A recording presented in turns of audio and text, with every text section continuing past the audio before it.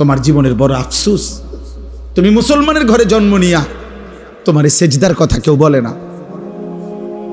এর চাইতে নিকৃষ্ট জীবন আর কি হইতে পারে? এর চাইতে নিকৃষ্ট, এর চাইতে বদনসিব আর কি হইতে পারে?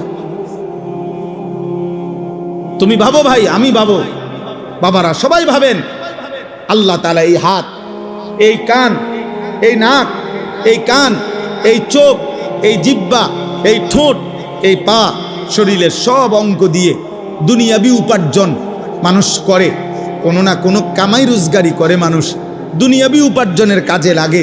কিন্তু খেয়াল করলে দেখবেন মানুষের এই কপাল, এইটা পৃথিবীর উপার্জনের কোনো কাজে লাগে না। এই কপাল দিয়ে কেউ কিছু ধরে না, কেউ ঠেলা দেয় না, কেউ টাইনা আনে না, কপালের মধ্যে কিচ্ছু কাজে লাগে না। ব্রেন খাটায়, হাত দিয়া ধরে, চোখ দিয়া দেখে, কান দিয়া শুনে, জিহ্বা দিয়া স্বাদ নেয়, নাক দিয়া গন্ধ শুকে, পাও দিয়া হেঁটে যায়, অন্তর দিয়া ভাবতে থাকে, কিন্তু কপাল দিয়া তেমন দুনিয়াবি উপার্জনের কোনো কাজ করে না। তাহলে কপাল এটা আল্লাহ কেন দিলেন? কপাল এটা দিয়া বাহ্যিক পৃথিবীর কোনো কাজ হয় না, অথচ আল্লাহ এই কপাল কেন দিলেন? খোদার কসম, আল্লাহ বলছে, বান্দা সারা অঙ্গ দিয়ে তুমি দুনিয়া সাজাও, কপাল শুধুই আমি আল্লাহ সেজদার জন্য বানিয়েছি। কপাল শুধুই সেজদা দিবা, সেজদা। এজন্য কপালকে আল্লাহ বানাইছেনই সেজদার জন্য। এজন্য সেজদা কাকে বলে? তুমি হুজুর জিগাও, তোমরা নওজোয়ান আলেমকে জি, সেজদাই বলে কাকে? ওয়াদউল জাবহাতে আলাল আরদ, জমিনের উপরে কপাল রাখা, এটারে কয় সেজদা। সেজদা মানেই হলো কপাল রাখা। কোথায় বলে না? কোথায়? এজন্য দোস্ত এটা মনে রাখবে, ইবলিস শয়তান আল্লাহ হুকুমে সেজদা দেয় নাই, একটা সেজদা, একবার শুধু কপাল নামায় নাই। আল্লাহ বলছে ফখরুজ ফা ইন্নাকা রাজিম, কোরআন শরীফের আয়াত। আল্লাহ বলছে বের হ বেঈমান, বাইরো বাইরো থেকে,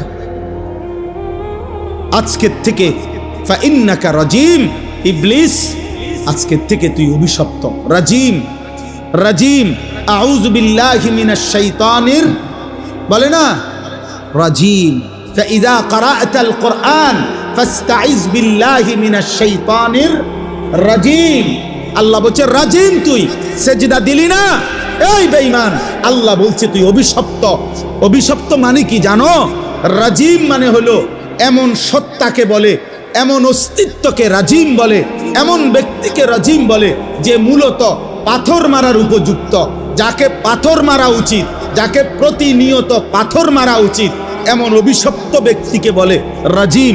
এই জন্য ইসলামী শরীয়তের একটি বিধান, শরীয়তের একটা শাস্তি হলো, কোনো পুরুষ বিবাহিত হয়ে যদি স্ত্রী ব্যতীত অন্য নারীর সাথে জিনা করে, কোনো বিবাহিত নারী যদি আপন স্বামী ব্যতীত অন্য পুরুষের সাথে জিনা করে, তাহলে শরীয়তে শাস্তি হলো তাকে রজম। রজম মানে পাথর মেরে হত্যা করা, তারে পাথর মাইরা হত্যা করো।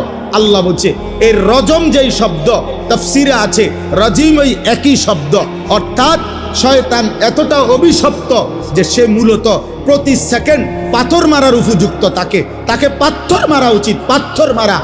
এই জন্য প্রত্যেক বছর হাজি সাহেবরা প্রতি বছর হজ্জের মধ্যে 3 দিন টানা 30 লক্ষ হাজি আল্লাহর হুকুমে 3 দিন টানা শয়তানকে অনবরত পাথর মারে,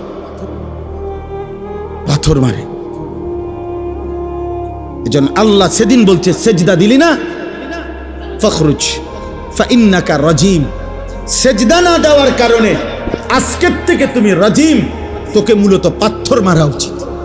এবার তুমি বলো, তোমার পরিচয় তুমি বলো।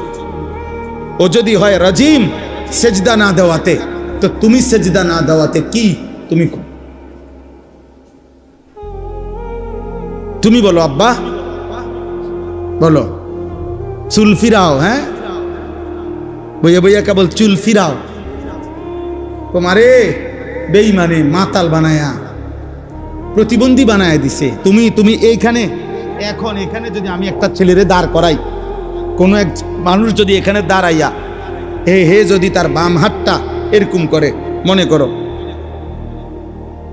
5 মিনিট যদি এরকম করে বাকিরা কি বলবে? মা পাগল, এটা এরকম করে কা বলবে কি না? তো তুমি কে চুলের এরকম করো? তুমি যে একটু পর পর চুলের এমন করো, তো তুমি পাগল না ছাগল? হ্যাঁ, তুমি মাতাল না? তুমি প্রতিবন্ধী না? তো ভালো ডাক্তার দেখাও না কেন? বলো না আব্বা, এটা ফ্যাশন কিভাবে হয়? এটা ফ্যাশন হইতে পারে কিভাবে? একজন সুস্থ ছেলে বলো যেটা ফ্যাশন হইতে পারে? এত বড় ফালতু কাজ ফ্যাশন হয় কিভাবে? এই জন্য আমি অনুরোধ করলাম, আজকে দুশ্মন আমার কথা, আমি এই 2টা আয়াতের তর্জমা বলতে চাই। এটা হলো মূলত বাস্তবতা, এটা বাস্তবতা। এটা আজকে বেঈমান তোমাদের কাছে এই বড় মোবাইলগুলা তুলে দিয়া সমস্ত কিশোর বয়সী যুবক তোমাদেরকে নেশাগ্রস্ত বানায়, মাসহুর জাদুগ্রস্ত করে দিছে। তোমাদেরকে বলে দিছে মোবাইল এটা হাতে রাখবা, তোমার টাকা দিয়ে এমবি ঢুকাইয়া চার্জ দিয়া রেডি রাখবা মোবাইল।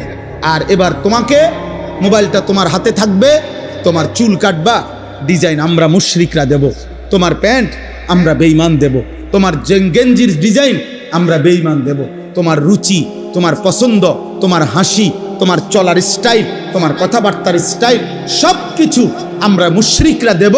তোমার মোবাইলে পৌঁছে যাবে, তুমি ওইটা দেখবা আর ওই আলোকে নিজেকে সাজবা, পরিচয় দিবা তুমি মুসলমান।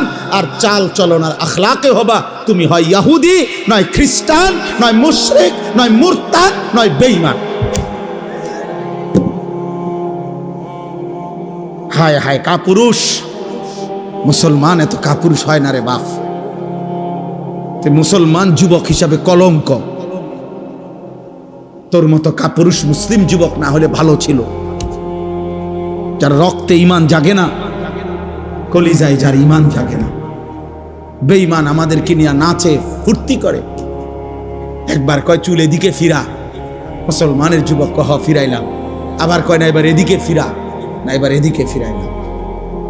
আহা, এ তো কাপুরুষের পরিচয়, এ তো আত্মমর্যাদাহীন পুরুষের পরিচয়। এই জন্য এই বন্ধুর কথা যদি শুনো, এই ভাইয়ের কথা যদি মনে থাকে, আমি যদি কোনোদিন আর বলতে না পারি, আজই বললাম, এমন মুশরিকের চুল তোমরা রাখো না। এই চুল তোমাদের প্রমাণ করে তোমার কোনো বাপ নাই। হ্যাঁ হ্যাঁ, কারণ তোমার বাবার সাথে তোমার কোনো সম্পর্ক নাই। তোমার বাবার চুল এমন না, তোমার বাবার চলাফেরা এমন না।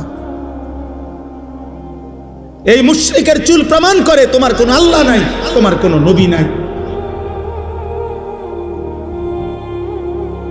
তোমার কোনো ধর্ম নাই। তোমার ধর্মই তোমার মোবাইল, তোমার সব কিছু তোমার মোবাইল। আফারাআইতা মান ইত্তাখাযা ইলাহাহু হাওয়াহু। আল্লাহ কোরআনে বলছে, হে নবী আপনি দেখেন ওই নাফরমানদের, যারা তাদের মনের ইচ্ছাকেই নিজের খোদা বানিয়ে ফেলেছে। কোরআন শরীফের আয়াত কিনা হুজুর? আফারাআইতা মান ইত্তাখাযা, যে তার নিজের হাওয়া, নিজের মনের চাহিদাকে নিজের খোদা বানিয়ে ফেলেছে। আল্লাহ বলছে, আমি তোরে ওয়াদা দিলাম, ওয়া আদাল্লাহুল্লাহু আলা ইলমিন, আমি তার ইচ্ছে করে, আমি আল্লাহই তাকে পথভ্রষ্ট করে দেব। মনের চাহিদার ধারাবাহিক অনুসরণ করিলে আল্লাহর ওয়াদা আছে।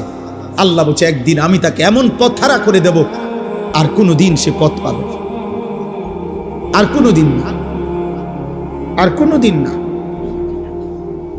ওয়া খাতামা আলা সামঈহি ওয়া কলবি, আমি তার কানে এবং তার অন্তরে মোহর মেরে দেব। ওয়া জাআলা আলা বাসারিহি গিশাওয়া, আমি তার চোখের সামনে পর্দা ফেলে দেব। কানও বন্ধ, দিলও বন্ধ, চোখের সামনে পর্দা। ফামান ইয়াহদিহি মিন বাদিল্লাহ, আল্লাহ বলে, বন্ধু বলেন তো এবার এই নাফরমানকে আমি আল্লাহকে বাদ দিয়ে এবার হেদায়েত দিবে কে? আল্লাহ যদি কারো কান বন্ধ করে দেয়, চোখ বন্ধ করে দেয়, দিল বন্ধ করে দেয়, প্রিয় বন্ধু এবার হেদায়েত দিবে কে? এবার তোমারে বাঁচাবে কে? এবার আলোর পথ দেখাবে কে? 365 দিন, বছরের পর বছর, দিনের পর দিন যারা নামাজ পড়েন না, এই বয়স্ক বাবা মাঝ বয়সী 30 বছর ধরে সুদ খান যারা, কিস্তি নেন, 40 বছর ধরে যারা বিড়ি খাইতেছেন, সিগারেট খাইতেছেন, বছরের পর বছর ধরে যারা বৃদ্ধ বয়স হয়ে যাওয়ার পরেও টেলিভিশনে চা দোকানে বসে বসে নাচ গান নর্তকীর ছবি দেখেন, নাটক সিনেমা দেখেন, যেই সমস্ত মায় বোনেরা 20